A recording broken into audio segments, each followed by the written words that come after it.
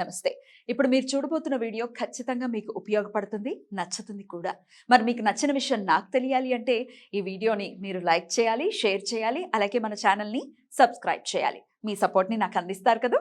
Okay, ఇప్పుడు వీడియోని start చేద్దాం. నమస్తే, వెల్కమ్ టు అవర్ ఛానల్. నేను కుప్పా పద్మిని. ప్రస్తుతంతో పాటు ప్రముఖ ఆధ్యాత్మికవేత్త, ప్రముఖ న్యూమరాలజిస్ట్ లక్ష్మీ నరసింహస్వామి ఉపాసకురాలు శ్రీమతి స్రవంతి గారు మనతో పాటు ఉన్నారు. మాట్లాడదాం. నమస్తే అక్క.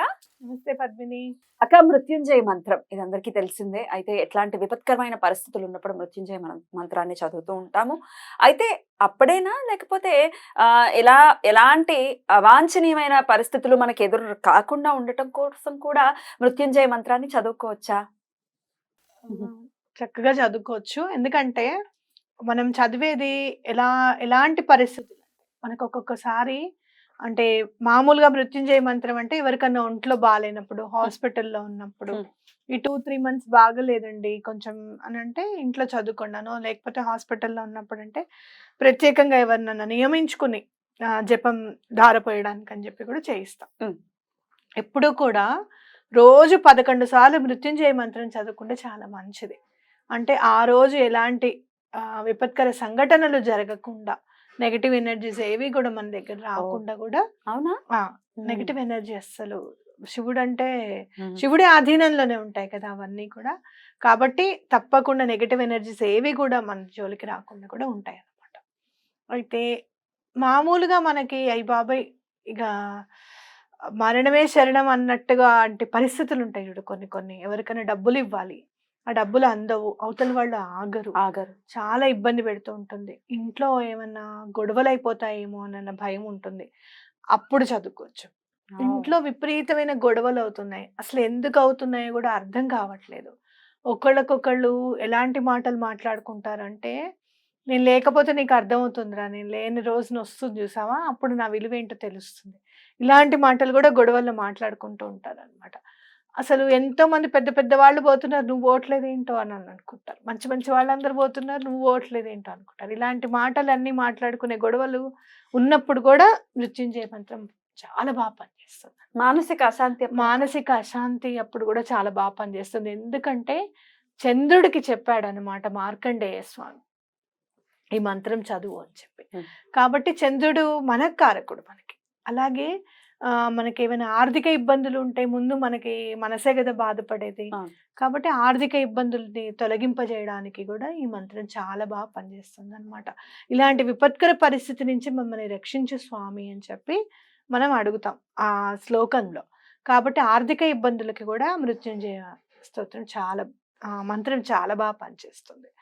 అలాగే ఎవరైనా అవమానిస్తూ ఉంటారు మనని విపరీతంగా. ఎలా అంటే ఇండ్లల్లో కూడా చూడు, ఫంక్షన్స్కి వెళ్తూ ఉంటాం కదా, వెళ్ళినప్పుడు మనం ఎవరో కూడా తెలియనట్టు బిహేవ్ చేస్తూ ఉంటారు అనమాట మిగతా వాళ్ళ ముందు. అప్పుడు మనకి బాధ అనిపిస్తుంది. ఏంటో మనని గుర్తించట్లేదన్న బాధ విపరీతమైన వర్ణనాతీతం అది. ఇంట్లో ఎవరికైనా చెప్పుకున్నాం అనుకో, భర్తకి చెప్పుకున్నా లేకపోతే భార్యకి చెప్పినా, పోన్లేండి వాళ్ళు పలకరిస్తేనేనా, పలకరించే వాళ్ళతో మాట్లాడండి, ఏముంది దాంట్లో, నిన్ను పలకరించకపోతే ఏమైంది, మిగతా వాళ్ళు ఎవరు నిన్ను పలకరించలేదా అని భర్త అంటాడు. పలకరించారండి అంటే మరి వాళ్ళ గురించి నీకెందుకు బాధపడడం అనేది మనం సంధాయిస్తారు, ఓదారుస్తారు. కాదు అని నేను అనను, కానీ ఆ బాధ పడిన వాళ్ళకి తెలుస్తుంది ఎంత మానసిక అశాంతి అనేది 2-3 రోజులు ఉంటుంది మనం ఎక్కడికైనా ఫంక్షన్కి వెళ్ళి వస్తే. ఇలాంటి బాధలు పడినప్పుడు సుమారుగా అందరూ ఎదుర్కొంటారేమో ఇట్లాంటివి. నేను కూడా ఎదుర్కొన్నాను. అందులో ఎవ్వరు కాదేది కవితకు అనర్హం, అది ఎవ్వరు ఇట్లాంటి అవమానానికి అనర్హం. అంటే వాళ్ళు ఎలా అంటే నువ్వెవరో కూడా మాకు తెలియదు అన్నట్టు బిహేవ్ చేయడం అనేది చాలా ఇబ్బందికరమైన విషయం. ఎందుకంటే మిగతా చుట్టాలందరూ ఉంటారు కదా, అయ్యో అదేంటి వీళ్ళు మాట్లాడుకోవట్లేదు ఏంటని వాళ్ళకి డౌట్ వస్తుంది కదా, అవునా కదా. అప్పుడు స్టార్టింగ్ లో నేను చాలా బాధపడేదాన్ని. తర్వాత నన్ను పలకరించిన వాళ్ళతో నేను హ్యాపీగా మాట్లాడడం స్టార్ట్ చేశాను. అప్పుడు నాకు ఆ బాధ తొలగిపోయింది. ఎట్లా డీల్ చేయాలంటారు? ఇప్పుడు ఎవరైనా మనం పలకరించే వాళ్ళు ఉంటారుగా, ఫంక్షన్ లో ఎవరు ఉండకుండా ఉండరు కదా, వాళ్ళతో ఎక్కువగా టైం స్పెండ్ చేయడం మొదలు పెట్టాను. అక్కడే కూర్చోవడము, అక్కడే మాట్లాడడము, ఉమ్. వాళ్ళతోనే ఉండడము. ఉమ్.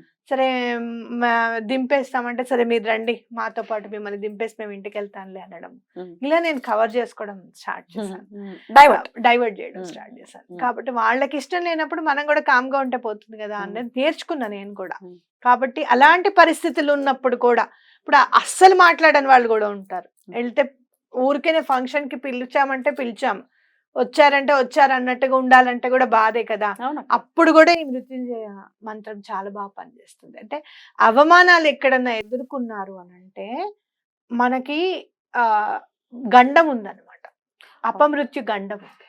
అది భగవంతుడు ఎలా తొలగిస్తాడు అంటే ఈ అవమానం పడినప్పుడు తొలగిస్తాడు. కొన్ని కొన్ని అవమానాలు ఎట్లా ఉంటాయి అని అంటే, ఈ భూమి ఇక్కడికి పెగడించుకుపోయి లోపలికి వెళ్ళిపోతే బాగుండు కదా నేను, ఏ బాధ లేకుండా అన్న ఫీలింగ్ కూడా వచ్చిన సందర్భాలు నాకు ఎన్నో ఉన్నాయి పద్మిని.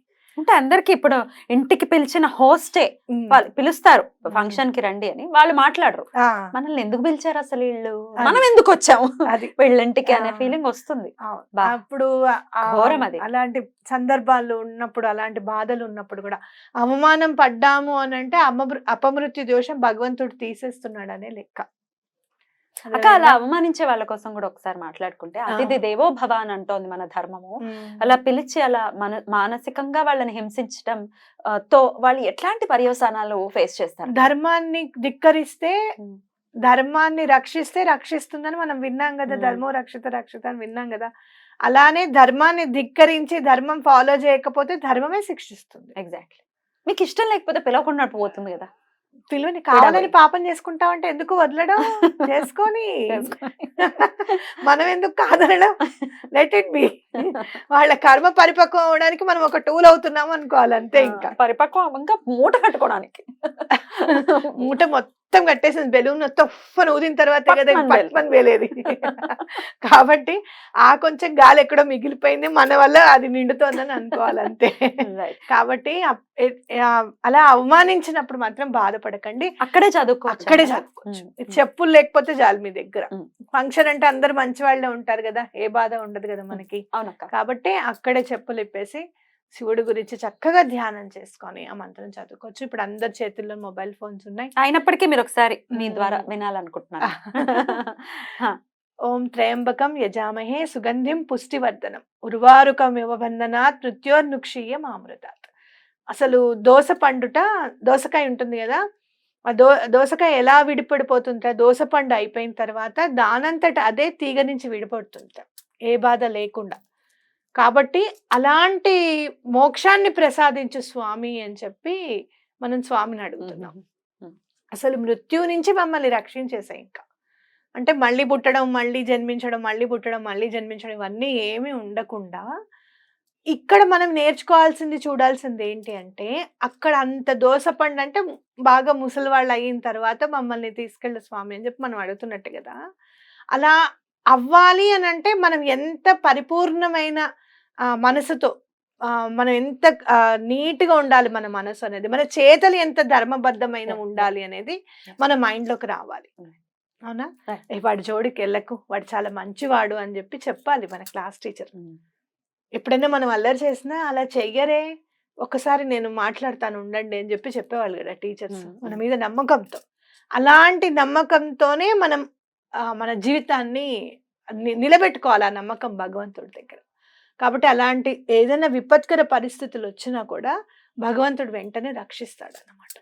కాబట్టి అలా మనం దోసపండు ఎటువంటి బాధ లేకుండా ఎలా అయితే విడిపడిపోతుందో, నన్ను కూడా ఈ చక్రం నుంచి విడిపడిపోయిన స్వామి అలాగే విడిపించు, అలాగే మోక్షాన్ని ప్రసాదించు అని చెప్పి స్వామిని కోరుకుంటున్నాం. కాబట్టి ఈ మంత్రం అనేది తప్పకుండా పిల్లలతో కూడా 11 వాళ్ళకి సపోర్ట్ ఇవ్వకుండా ఇంకోళ్ళకి సపోర్ట్ ఇచ్చేస్తాం అనుకోకుండా. అలాంటప్పుడు కూడా ఆ తప్పు చేసినప్పుడు అలాంటి తప్పులు కూడా చేయనీకు స్వామి, నా చేత తెలియకుండా కూడా తప్పు చేయనీయకుండా చూడు స్వామి అని చెప్పి దండం పెట్టుకొని చదవచ్చు. అద్భుతం అక్క. ప్రతి నిత్యం మన నిత్య దైనందిన జీవితంలో ఈ మంత్రం అనేది ఖచ్చితంగా అలవాటు చేసుకోండి అని మీరు సిఫార్సు చేస్తున్నట్టేనా? అంతే. అద్భుతం అక్క. Thank you so very much అక్క. నమస్తే. నమస్తే.